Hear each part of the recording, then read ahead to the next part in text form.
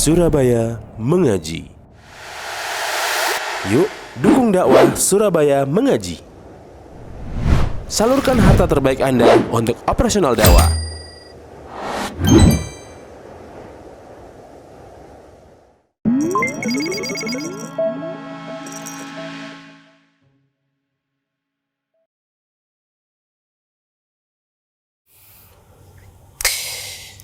Innal hamdalillah nahmaduhu wa nasta'inuhu wa nastaghfiruh wa na'udzu billahi min shururi anfusina wa sayyiati a'malina. Man yahdihillahu fala mudhillalah wa man yudlil fala hadiyalah. Wa asyhadu an la ilaha illallah wahdahu la syarikalah wa asyhadu anna Muhammadan 'abduhu wa rasuluh. Qala Allah Ta'ala fi kitabihil karim, ya ayyuhalladzina amanu taqullaha haqqa tuqatih wa la tamutunna illa wa antum muslimun. Amma ba'du fa inna asdaqal hadithi kitabullah wa khairal huda huda Muhammadin sallallahu alaihi wa ala alihi wasallam wa syarrul umuri muhdatsatuha fa inna kulla muhdatsatin bid'ah wa kulla bid'atin dhalalah wa kullu dhalalatin finnar. Ma'asyiral muslimin, sidang salat Jumat rahimani wa rahimakumullah. Mengawali khutbah kita di kesempatan yang berbahagia ini, marilah kita senantiasa untuk selalu meningkatkan ketakwaan kita kepada Allah.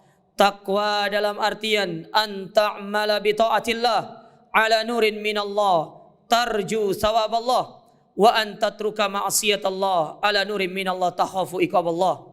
Yaitu kita melaksanakan ketaatan kepada Allah, memperbanyak amal soleh, melakukan kebaikan-kebaikan, disertai dengan kita meninggalkan segala macam bentuk perbuatan maksiat.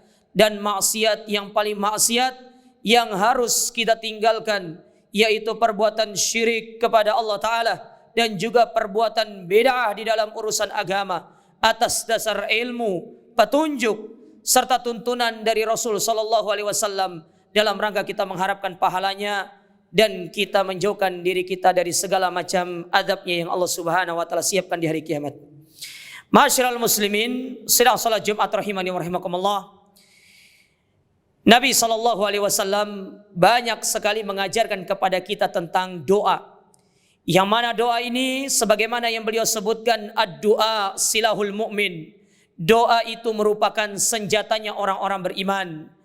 Tidaklah orang beriman yang hidup di atas muka bumi ini dia bisa selamat di dalam kehidupan yang penuh dengan ujian, penuh dengan fitnah, kecuali dengan dia mendekatkan dirinya kepada Allah dengan cara perantara dia memperbanyak ibadah dalam bentuk dia berdoa kepadanya. Maka dari sekian banyak doa yang diajarkan oleh Nabi SAW, ada satu doa yang sekiranya perlu untuk kita memahami lebih dalam dan kita benar-benar mendalaminya. Mengingat doa yang diajarkan oleh Nabi SAW merupakan doa-doa yang terbaik untuk kita amalkan.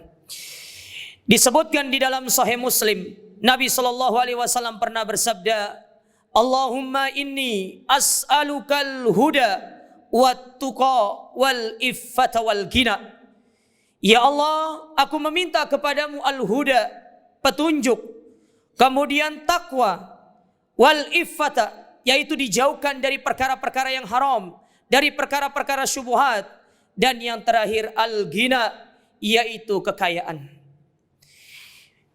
Nabi SAW memulai doanya dengan mengatakan, Allahumma inni as'alukal huda, meminta petunjuk. Kita hidup di dunia ini, kita butuh kepada petunjuk dari Allah Ta'ala.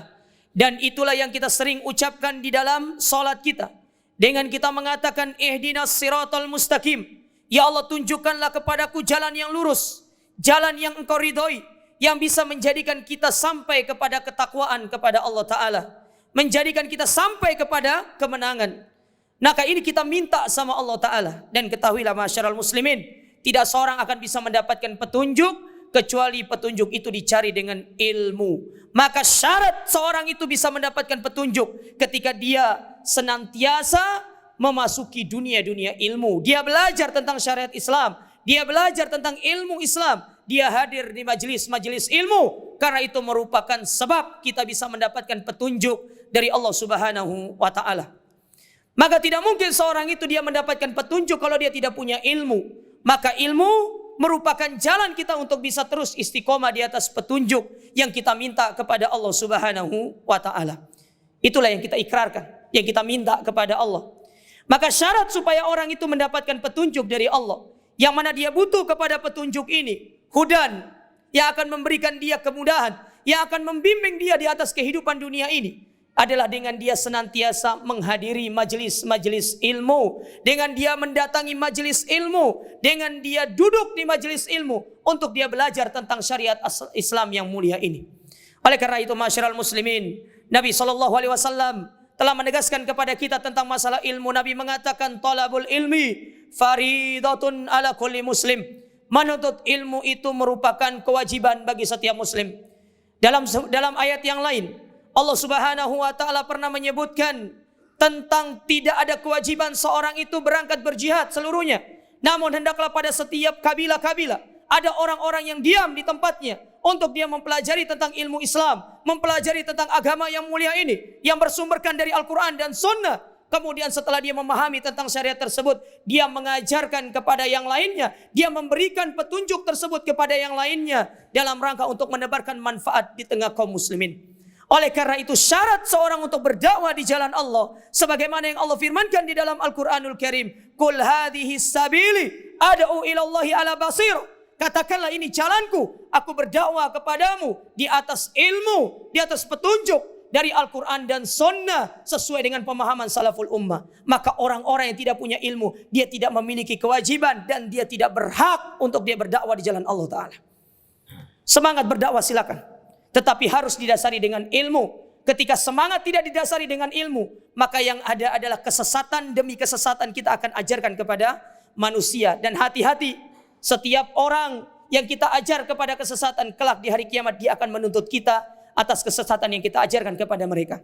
Oleh karenanya Allah Subhanahu wa taala dalam hadis qudsi, Allah Ta'ala pernah berfirman, ya ibadi, wahai hamba-hambaku, kullukum dallun illa man hadaitu. Pada hakikatnya kalian ini semua sesat, kecuali orang-orang yang akan memberikan petunjuk kepada mereka. Fastahduni ahdilakum. Maka mintalah petunjuk kepadaku, kata Allah. Niscaya aku akan berikan petunjuk itu kepada kalian. Yang mana dengan petunjuk tersebut, kalian akan bisa berjalan di atas muka bumi ini dengan penuh keselamatan. Maka syarat untuk mendapatkan petunjuk, itulah dengan ilmu. Kemudian yang kedua, masyarul muslimin, yang diminta oleh Nabi SAW, yaitu ketakwaan. Nabi minta kepada Allah Ta'ala ketakwaan kepadanya. Yang mana ketakwaan ini buah dari petunjuk ini. Dan makanya kata para ulama, tidak mungkin seorang itu bisa bertakwa kepada Allah kalau dia tidak menghiasi dirinya dengan ilmu. Maka ilmu tidak hanya syarat seseorang mendapatkan petunjuk, tetapi ilmu inilah yang kemudian menjadi syarat utama seorang itu bisa mencapai derajat takwa di sisi Allah. Maka jangan kita berani mengatakan diri kita bertakwa kepada Allah, tetapi kita jahil terhadap urusan agama, tidak mengerti tentang urusan agama, tidak mengerti tentang perkara agama. Karena syarat seorang itu dikatakan bertakwa kepada Allah adalah seorang itu senantiasa berada di atas ilmu. Oleh karenanya dikatakan oleh Abdullah bin Mas'ud radhiyallahu taala anhu, innamal ilmu al-khasyah. Ilmu itu melahirkan sebuah ketakutan kepada Allah, dan ketakutan itu merupakan pondasi dasar seorang bertakwa kepada Allah Subhanahu wa taala. Bukankah para ulama ketika menjelaskan tentang definisi takwa, apa di antara pengertian takwa? Yaitu al-khaufu minal jalil, rasa takut yang ada di dalam diri kita, senantiasa muraqabatullah dalam diri kita, selalu merasa diawasi oleh Allah Subhanahu wa taala atas segala apa yang kita lakukan. Dan semua itu tidak akan bisa kita dapatkan kecuali dengan ilmu tentang Allah, mempelajari tentang bagaimana sifat-sifat Allah, mempelajari tentang bagaimana nama-nama Allah. Itulah orang-orang yang akan bisa mendapatkan derajat takwa. Oleh karenanya Hasan Al-Basri rahimahullahu ta'ala, beliau pernah ditanya tentang bagaimana konsep zuhud. Maka salah satunya beliau mengatakan, wa alimtu, dan aku mengetahui dengan sebenar-benarnya, annallaha muttali'un alayya, bahwasanya Allah senantiasa melihat kepadaku, memonitoringku, muraqabah kepadaku, dan aku malu kalau aku bermaksiat kepadanya sementara Allah melihat diriku. Tidak mungkin seorang menanamkan dalam dirinya rasa takwa, rasa muraqabatullah, rasa takut kepada Allah kalau dia tidak mendasari semua itu dengan ilmu. Maka ilmu syarat mutlak seorang untuk mendapatkan petunjuk, dan syarat mutlak seorang untuk bisa berada di atas derajat takwa kepada Allah. Aqulu qouli hadza wa astaghfiru innahu huwal ghafurur rahim.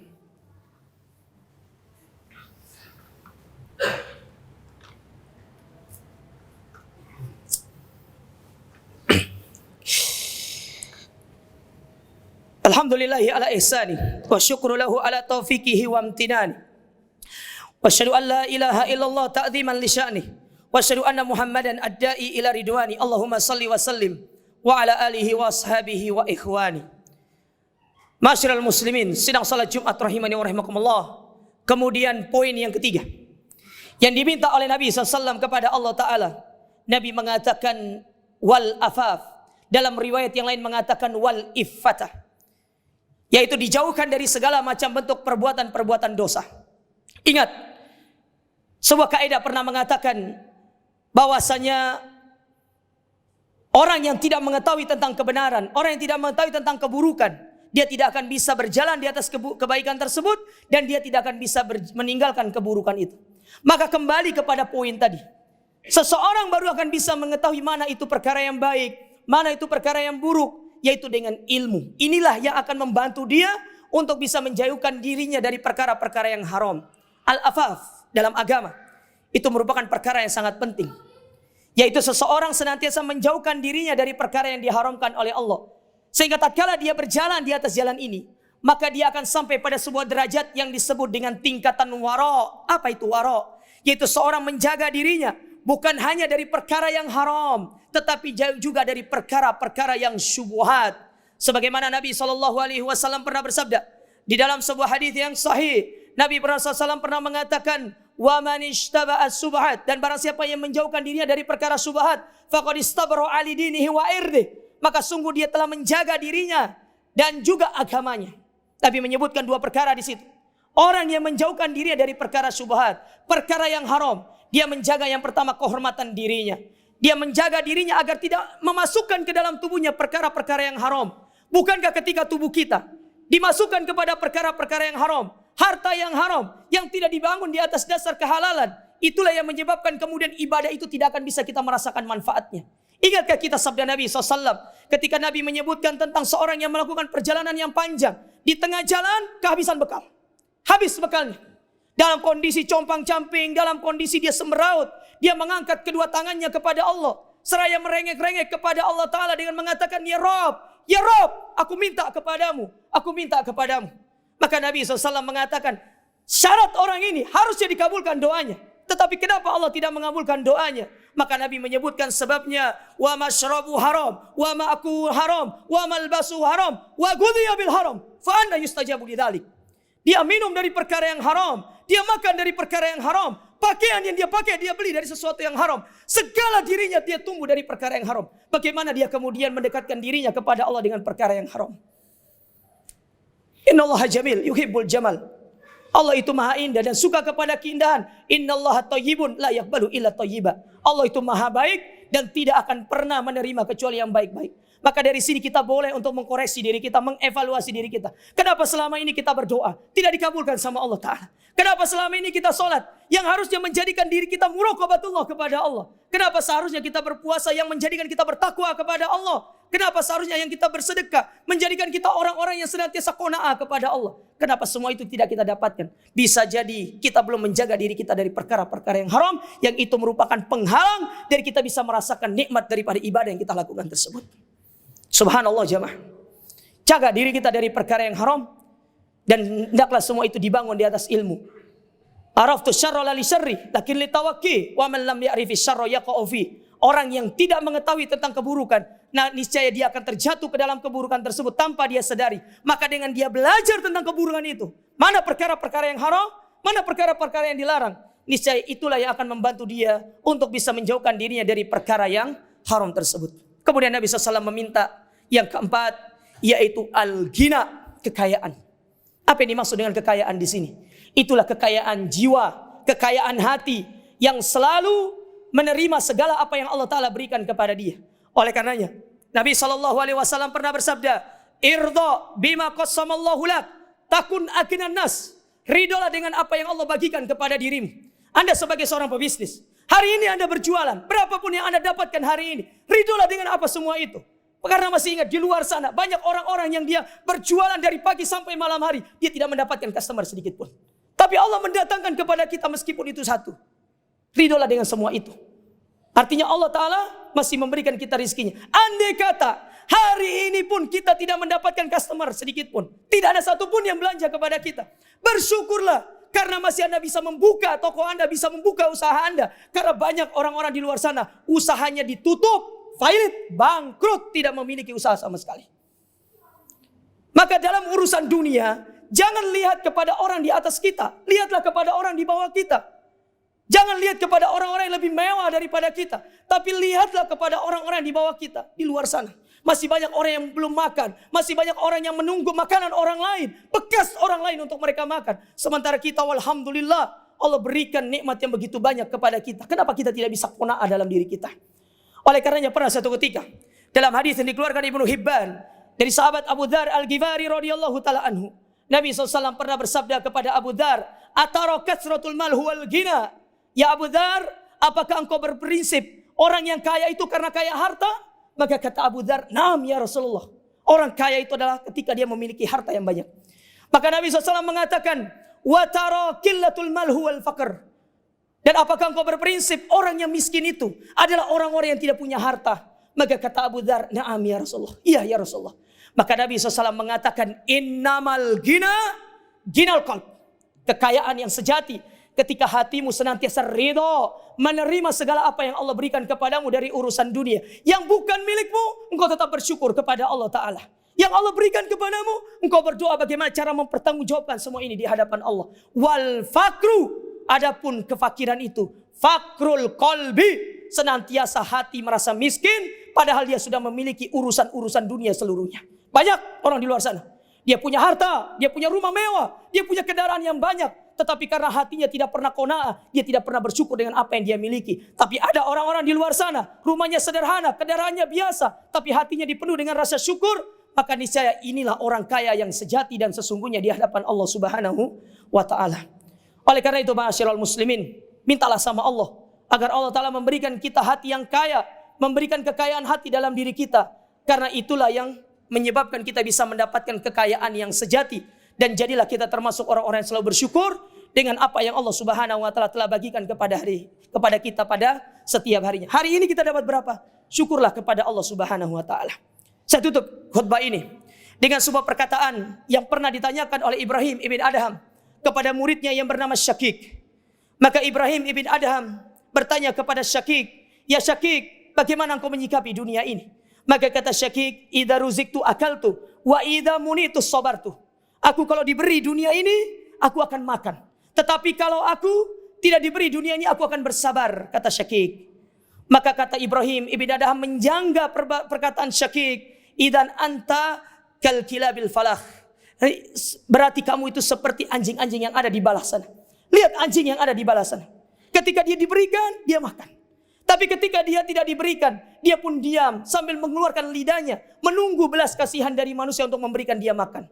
Maka Syakik balik bertanya kepada Ibrahim ibn Adham, "Terus bagaimana cara engkau mensikapi dunia ini?" Maka kata Ibrahim, "Idza ruziktu asartu wa idza munitu syakartu." Aku kalau diberi, aku akan manfaatkan segala hal tersebut untuk mendekatkan diriku kepada Allah Ta'ala. Untuk aku berbagi kepada orang-orang yang membutuhkan. Dan kalaupun aku tidak diberi, aku akan bersyukur. Berarti pada hari itu, aku tidak akan menanggung sesuatu yang tidak aku diberikan oleh Allah Ta'ala di hari kiamat. Namun terkadang kita coba lihat. Tatkala ada satu hal yang luput dari diri kita, kita menyesal dengan semenyesal-menyesalnya. Padahal di balik itu ada hikmah yang Allah berikan kepada kita. Kita tidak perlu mempertanggungjawabkan sesuatu yang telah luput dari diri kita. Oleh karena itu para jamaah sekalian, perbanyak kita membaca doa ini. Semoga Allah Subhanahu wa taala menjadikan kita orang-orang yang memiliki keempat hal ini. Karena ini merupakan perkara yang sangat dibutuhkan. Terutama kita hidup di zaman yang penuh dengan fitnah. Di mana dunia terbuka lebar di hadapan kita. Dan hanya orang-orang yang qanaah, orang yang bertakwa, orang yang afaf, orang yang huda, yang bisa selamat dari dunia yang penuh dengan fitnah ini. Semoga khutbah ini bermanfaat dan bisa menjadikan kita termasuk orang-orang yang selalu mengingat Allah Ta'ala dan senantiasa menjaga diri kita dari segala macam bentuk kemaksiatan dan istiqomah di atas kebaikan sampai kita meninggal dunia. Innallah wa malaikatahu yusalluna ala nabi ya ayyuhalladzina amanu sallu alaihi wa sallimu taslima. Allahumma salli ala Muhammad wa ala ali Muhammad kama sallaita ala Ibrahim wa ala Ibrahim innaka Hamidum Majid wa barik ala Muhammad wa ala ali Muhammad kama barakta ala Ibrahim wa ala Ibrahim innaka Hamidum Majid. Allahumma ighfir lil muslimina wal muslimat wal mu'minina wal mu'minat al ahya'i minhum wal amwat innaka as-sami'un qaribun mujibud da'wati ya qadiyal hajat. Allahumma a'izzal Islam wal muslimin wa adhil syirka wal musyrikin wa dammir a'da'aka a'dadin ya rabbal alamin. Allahumma ansur ikhwanana al muslimin al mustad'afin al mujahidin fi kulli makan khassatan fi Filastin. Allahumma ansur ikhwanana al muslimin al mujahidin al mustad'afin fi kulli makan khassatan fi Filastin wa sa'iri biladil muslimin.